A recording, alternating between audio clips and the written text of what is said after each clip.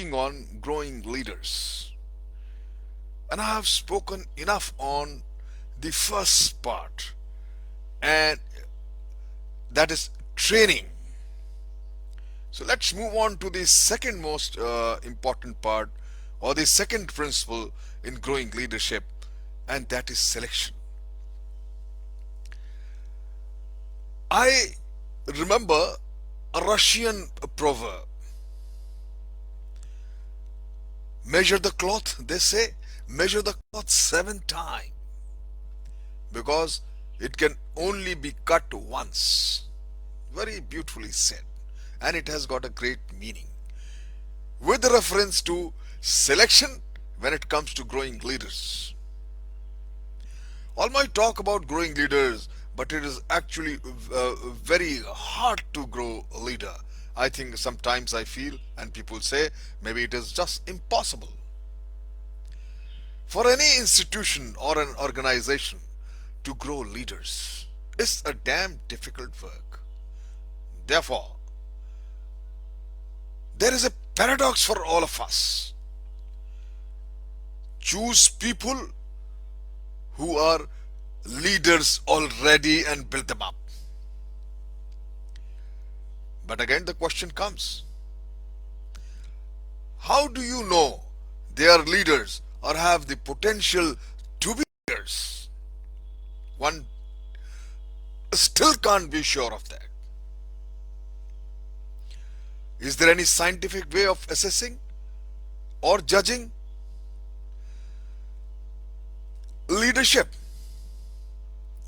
So today, in my talk, I will try and explore these vital, important questions, because the end results got to be that your organization should be able to apply it in a most appropriate and a better way. This method, or the principle, second principle, and that is called selection.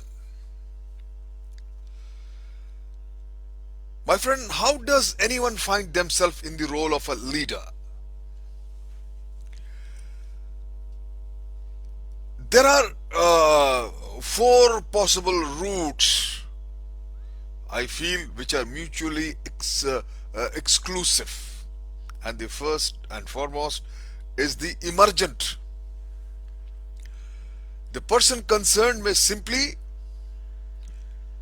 emerge as a leaderless in a leaderless group. Naturally comes up. He handles the situation perfectly and emerges as a leader, as the perceived right person to lead the group.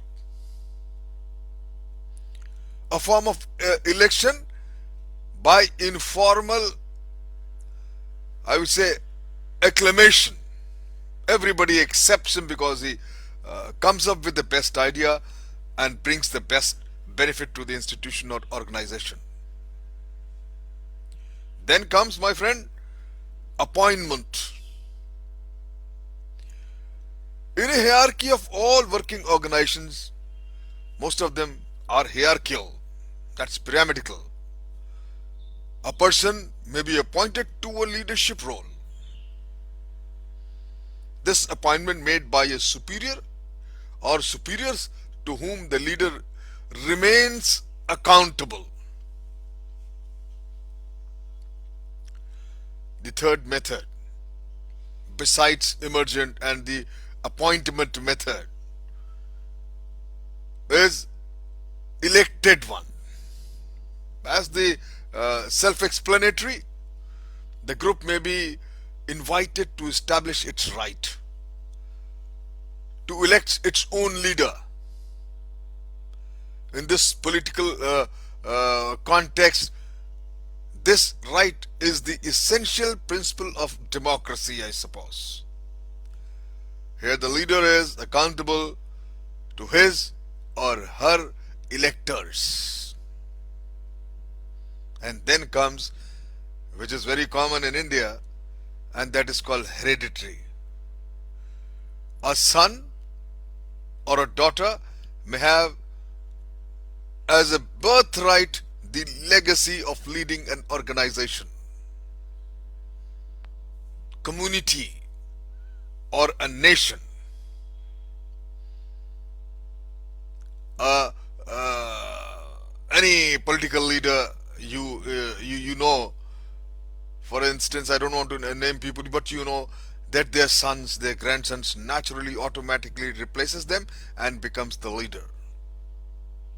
One who is taken as first, the family and their lineage remains the first always. My friend, today firm dynasties as well as remaining monarchies all over the world, wherever you see, offer plenty of contemporary world examples too. So, in the process of selection, these are the exclusive methods or the ways for selecting a leadership: emergent, appointment, electoral, and hereditary. Whatever the method we follow, but ultimately we have to choose one who is most fit or suitable to the organization. Having once understanding that how do people become leaders, I will graduate my talks and further talk on this step by step in detail, the process of selection and how to go about it. Thank you very much.